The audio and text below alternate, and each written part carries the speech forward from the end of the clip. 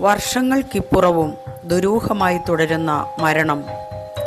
ലാൽ ബഹദൂർ ശാസ്ത്രിക്ക് ആ രാത്രിയിൽ എന്താണ് സംഭവിച്ചത്?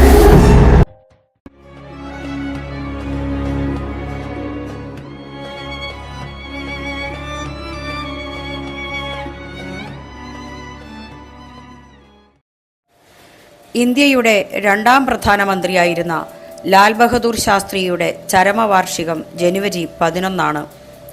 ലളിത ജീവിതം കൊണ്ട് ശ്രദ്ധേയനായ ഇദ്ദേഹം 19 മാസത്തോളം ഇന്ത്യയെ നയിച്ചു. ജയ് ജവാൻ ജയ് കിസാൻ എന്ന പ്രശസ്തമായ മുദ്രാവാക്യം ഇന്ത്യക്ക് സമ്മാനിച്ചത് ശാസ്ത്രിയാണ്. 1904 ഒക്ടോബർ 2 ഒരു ദരിദ്ര കുടുംബത്തിൽ ജനിച്ച ശാസ്ത്രി ചെറുപ്പത്തിൽ തന്നെ ഇന്ത്യയുടെ സ്വാതന്ത്ര്യ സമരത്തിൽ താൽപ്പര്യം പ്രകടിപ്പിച്ചു. മഹാത്മാഗാന്ധിയിൽ ആകൃഷ്ടനായ അദ്ദേഹം നിസ്സഹകരണ പ്രസ്ഥാനത്തിൽ ചേരുന്നതിനായി പഠനം ഉപേക്ഷിക്കാൻ തീരുമാനിക്കുകയായിരുന്നു. അദ്ദേഹം അന്തരിച്ച് ഇത്രയും വർഷങ്ങൾക്ക് ശേഷവും അദ്ദേഹത്തിൻ്റെ മരണത്തെ നിഗൂഢമായ ഒന്നായി ഇന്നും ചർച്ച ചെയ്യപ്പെടുന്നുണ്ട്. 1965 യുദ്ധത്തിന് ശേഷം ഇന്ത്യയും പാകിസ്ഥാനും തമ്മിൽ സമാധാന ഉടമ്പടിയിൽ ഒപ്പുവെച്ച റഷ്യയിലെ താഷ്കൻഡിൽ വെച്ച് ജനുവരി 11 അദ്ദേഹം ഹൃദയാഘാതം മൂലം മരണപ്പെട്ടെന്ന് പറയുമ്പോഴും അതിൽ ദുരൂഹതയുണ്ടെന്നും പറയപ്പെടുന്നു.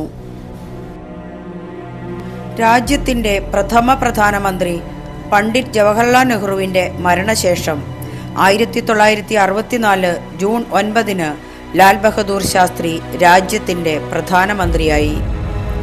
ഏകദേശം 19 മാസം മാത്രമാണ് അദ്ദേഹം ഇന്ത്യയുടെ പ്രധാനമന്ത്രിയായി തുടർന്നത്. 1965 ശാസ്ത്രി പ്രധാനമന്ത്രിയായിരിക്കെ പാകിസ്ഥാനുമായുള്ള യുദ്ധത്തിൽ ഇന്ത്യ ജയിച്ചു. ഈ കാലയളവിൽ അയൂബ് ഖാൻ പാകിസ്ഥാൻ പ്രസിഡന്റായിരുന്നു.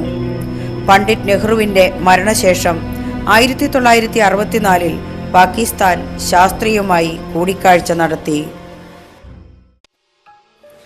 മിതഭാഷിയായ ലാളിത്യമുള്ള ശാസ്ത്രിയെ കണ്ടപ്പോൾ അയൂബ് ഖാന് ഇന്ത്യയിൽ നിന്നും കാശ്മീർ ബലമായി പിടിച്ചെടുക്കാമെന്ന് തോന്നി. 1965 ഓഗസ്റ്റിൽ കാശ്മീർ പിടിച്ചെടുക്കാൻ അയൂബ് ഖാൻ നുഴഞ്ഞുകയറ്റക്കാരെ അയച്ചു. ശാസ്ത്രിയുടെ ലാളിത്യത്തിൽ അയൂബ് ഖാൻ വഞ്ചിക്കപ്പെട്ടു എന്ന് പറയാം. ഈ യുദ്ധം പാകിസ്ഥാന് ചെലവേറിയതായി മാറി. പാകിസ്ഥാൻ സൈന്യം ചമ്പാ സെക്ടറിൽ ആക്രമണം നടത്തിയപ്പോൾ പഞ്ചാബിൽ നിന്നും ഒരു മുന്നേറ്റം നടത്താൻ ശാസ്ത്രി ഇന്ത്യൻ സൈന്യത്തോട് ഉത്തരവിട്ടു. 1965 സെപ്റ്റംബറിൽ ഇന്ത്യ ലാഹോർ പിടിച്ചെടുത്തു. 1965 സെപ്റ്റംബർ 23 ഐക്യരാഷ്ട്രസഭ ഇടപെട്ട് വെടിനിർത്തൽ പ്രഖ്യാപിച്ചു. യുദ്ധം അവസാനിച്ചതിനു ശേഷം ഇന്ത്യയും പാകിസ്ഥാനും തമ്മിലുള്ള ചർച്ചകൾ ഉസ്ബെക്കിസ്ഥാന്റെ തലസ്ഥാനമായ താഷ്കൻഡിൽ നടന്നു. അന്നത്തെ സോവിയറ്റ് യൂണിയൻ പ്രീമിയർ അലക്സി കോസിജന്റെ മധ്യസ്ഥതയിലാണ് സമാധാന ഉടമ്പടി ഒപ്പുവെച്ചത്.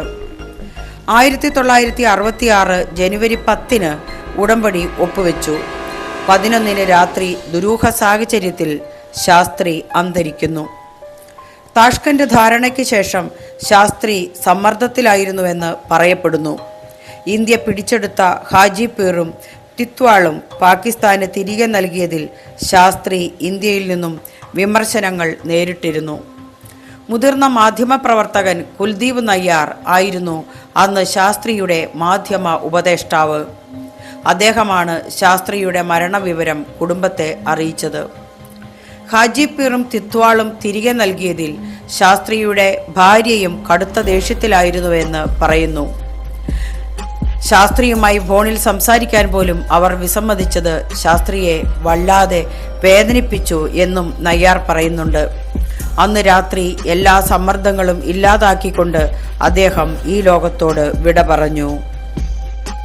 ാണ് മരണകാരണമെന്ന് പറയുമ്പോഴും ഭക്ഷണത്തിൽ വിഷം കലർത്തി കൊലപ്പെടുത്തിയതാണെന്നും സംശയിക്കപ്പെട്ടു. വിദേശ ബന്ധങ്ങൾക്ക് പ്രതികൂലമായി ഭവിക്കും എന്നതുകൊണ്ട് ശാസ്ത്രിയുടെ മരണത്തെക്കുറിച്ചുള്ള റിപ്പോർട്ട് പ്രഖ്യാപിക്കാൻ ഇന്ത്യൻ സർക്കാരും വിസമ്മതിച്ചു.